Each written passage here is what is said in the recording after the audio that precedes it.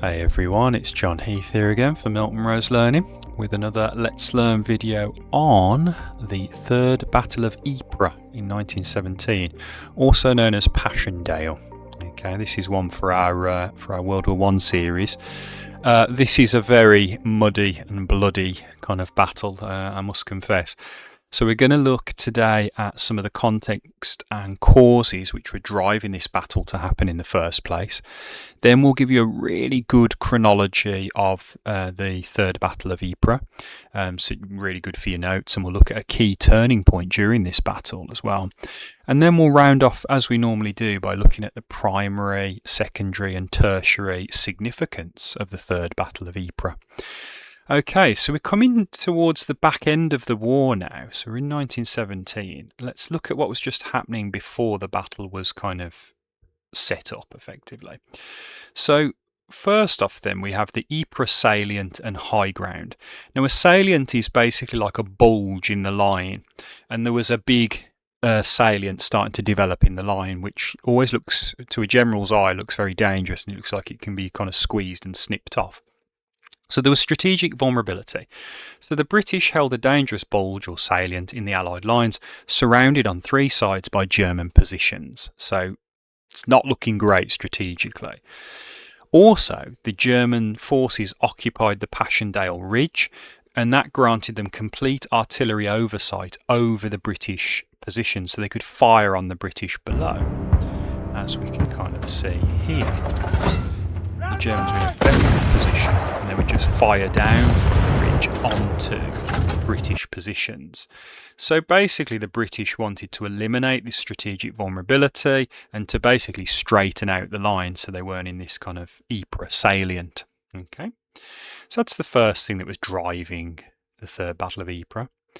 The second thing in my mind was, you can see a German submarine there, was the Belgian coast strategy. So there was a big U-boat threat. So German submarine warfare was operating out of Belgian ports, so Ostend and Zeebrugge, if we want to be precise.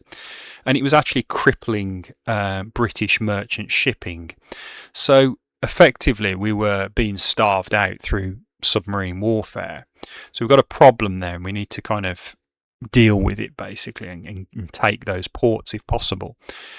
And Haig, the British commander, obviously envisioned breaking through at Ypres, driving north to capture those submarine bases and use that then to secure the Channel shipping, which food and supplies were coming across the Atlantic, and that would get the Admiralty, basically the naval headquarters, off his back, because they were kind of saying, look, we're struggling to keep Britain fed here. You need to capture these ports and to stop the German kind of submarines from operating outside those Belgian ports. So that was pushing forward this conflict, or the Third Battle of Ypres. The last one then was Allied pressure and Russia's collapse. So as we know from the Battle of Verdun in a previous video in 1916, the French army was on its last legs and there were French army mutinies. So following the catastrophic Nivelle offensive, the French army was gripped by widespread mutinies, and you can see in the image there, the French, they didn't want to fight anymore, they wanted a break. So the French army needed time to recover. That was the first thing. And the second thing we were under pressure on as well was the Eastern Front. So the Russian Revolution was actually pulling Russia out of the war. They were just going to withdraw. And that would be allowing Germany's kind of swing to the west. They would transfer their veteran divisions all to the west, basically giving them a numerical advantage, at least for a while. So we needed an offensive to kind of break up that potential kind of reordering of German supremacy on the Western Front. So there was a number of reasons that were driving the Third Battle of Ypres, and you kind of want to understand those before you dive into the actual battle itself. Okay. Now we understand what was driving this battle, let's understand the battle itself, and we've got a really good chronology here for you as well.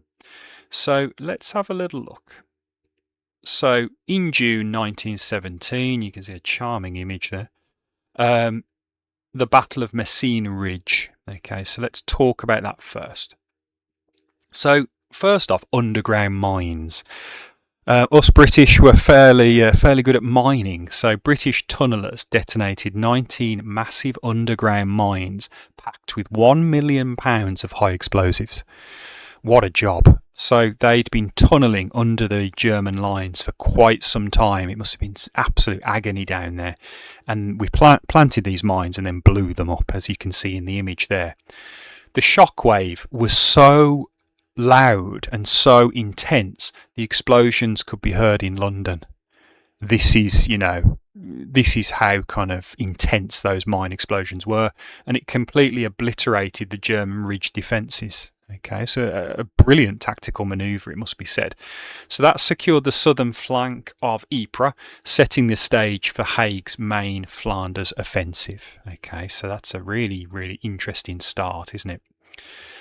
Then, 31st of July 1917, the main offensive begins. So preliminary bombardment, as usual. The Allied artillery fired 4.5 million shells over 10 days. Can you believe that? 4.5 million shells. That is just ridiculous. Obliterating the marshland's delicate drainage systems, and that was a problem because by destroying those drainage systems, it made the ground extremely waterlogged. Look at that image. That was kind of Ypres. It was just water. The groundwater swelled to the surface, and you were fighting. Effectively, you were fighting in a mud bath.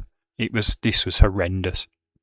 And then on top of this, an unseasonal deluge. So there was torrential rainfall that hit Flanders and made it even worse. So it turned the shattered landscape into a liquid mud swamp. The Battle of Passchendaele, which is the Third Battle of Ypres, it's well known for being a muddy, just a mud bath. Can you imagine trying to kill the enemy in an absolute mud bath? It was ridiculous. And equipment became trapped, so heavy artillery, the Mark I tanks, like you can see there, they became trapped, and horses sank in the mud, and it effectively stalled the British momentum because you can't advance in massive kind of a muddy swamp. However, it's a little bit different. So September to October 1917, General Plumer, who's one of our generals, he came up with a new tactic called bite and hold. Okay, so basically what that means is you, instead of aiming for these massive breakthroughs and then running all your troops through the gap, which was almost impossible, with barbed wire and machine guns and things like that, he said, well, no, let's shift the strategy now from a massive breakthrough to just limited step-by-step tactical objectives. Bite and hold. You take a little nibble out of the German trench, and then you get artillery to bomb the Germans back to stop them from taking, and you hold that little bit. You bite it, and then you bite down on that kind of little part of the trench that you've got, and hold it, and then we move forward and we do another bite and hold. So it was kind of like taking little nibbles out of the trench. It was a new strategy. Creeping barrages as well. So infantry advanced behind tightly controlled artillery screens to capture small ridge targets, such as the Menin Road, Polygon Wood. Okay, so those creeping barrages, it must have been, again, terrifying. You would advance forward, and then the artillery would be firing just in front of you, and it would creep forward as you advanced. Okay, it kept the German heads down basically, but it must have been very, very what's the word? It must have been very, very kind of intense. Nevertheless, though, there was a high cost, so each small territorial gain still cost thousands of casualties in relentless rain and mud. Okay, so we're getting a bit better with our combined arms, but not perfect. Okay, and then lastly, capture of Passchendaele village. This is in November 1917. So the Canadians really step up in this battle. So the Canadian Corps assault. So their divisions were called in to launch the final attack on the ruined village of Passchendaele, because there was barely anything left of it by this time. The objective was secured, so they captured the village and the ridge on 6th of November 1917, but they did advance just 5 miles overall, but it's better than nothing, I suppose. And the termination then, of the offensive, Haig halted the offensive on the 10th of November after 275,000 Allied and casualties and 220,000 German casualties. So it was still a very bloody battle. Okay. So that gives you some real good quality notes on the Third Battle of Ypres. But the turning point is what we've kind of mentioned, I believe, is the Battle of Messines Ridge and the detonation of those mines. And let's just have a little look at those for visual learners.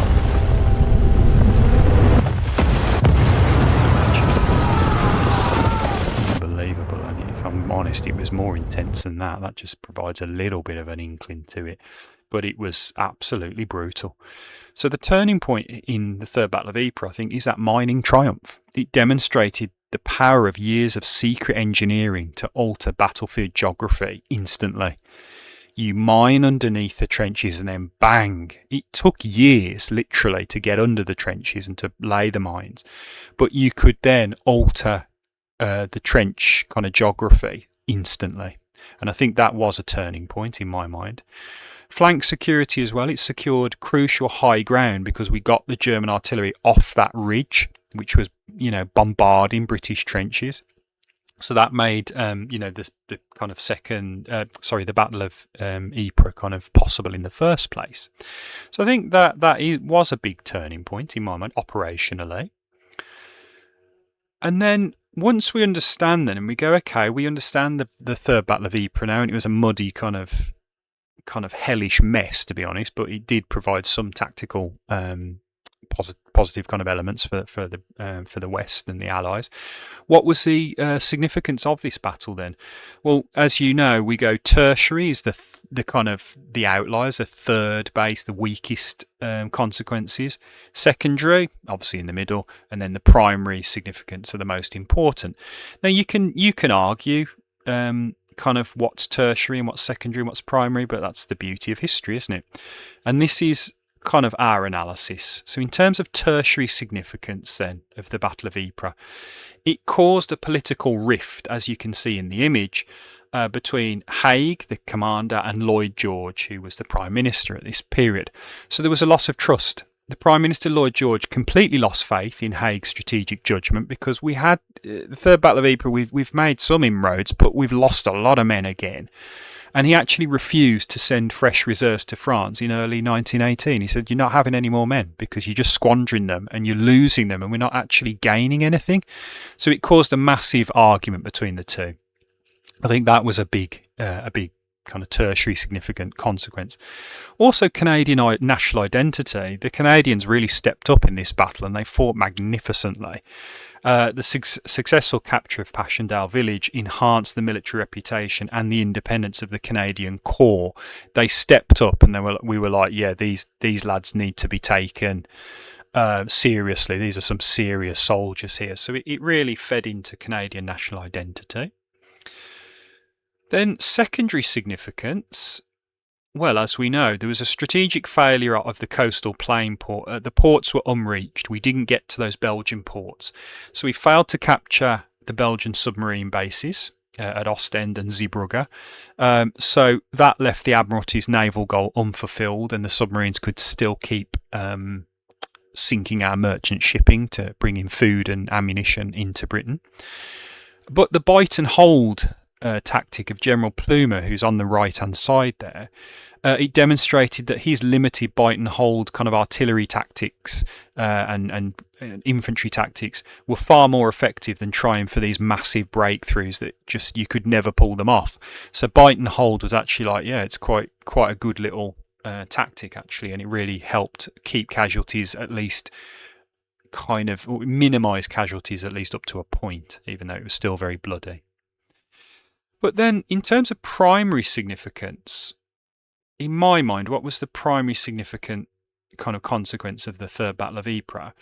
I think, well, it's not hard to work out, is it? I think it's the extreme human cost, again, for quite minimal gains. So heavy casualties again, 275,000 Allied casualties roughly, to 220,000 German casualties. And what have we got to show for that? Well, it was an advance of just 5 miles. And you can see from the video, it wasn't hard to see why the advance was so minimal, because look at what they were walking in. You know, the Third Battle of Ypres it was a mud bath. You can't advance. So we did like 5 miles of that. and didn't really get much further. So it led to, in terms of primary significance, it led to an erosion of morale. Deeply shook the confidence of frontline infantry and the home front civilians again in the war's direction. Are we just sending our lads to just die in a mud bath?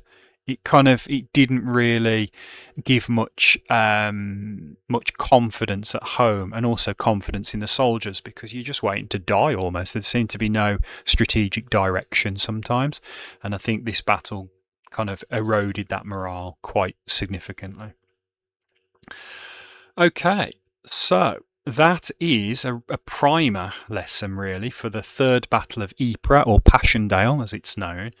As you've seen, there was a lot going on in terms of tactical innovations, in terms of the Canadians stepping up, but also in terms of, the same old. We didn't really provide much gain, even though a lot of soldiers paid with their lives. So I think it was another kind of rerun of World War I battles. Obviously, don't forget to hit the like, subscribe and tap the bell icon so you never miss another Let's Learn video again. Please do keep your eyes open for the next instalment of our World War I series. It's been real fun so far, so we'll obviously keep that going for you.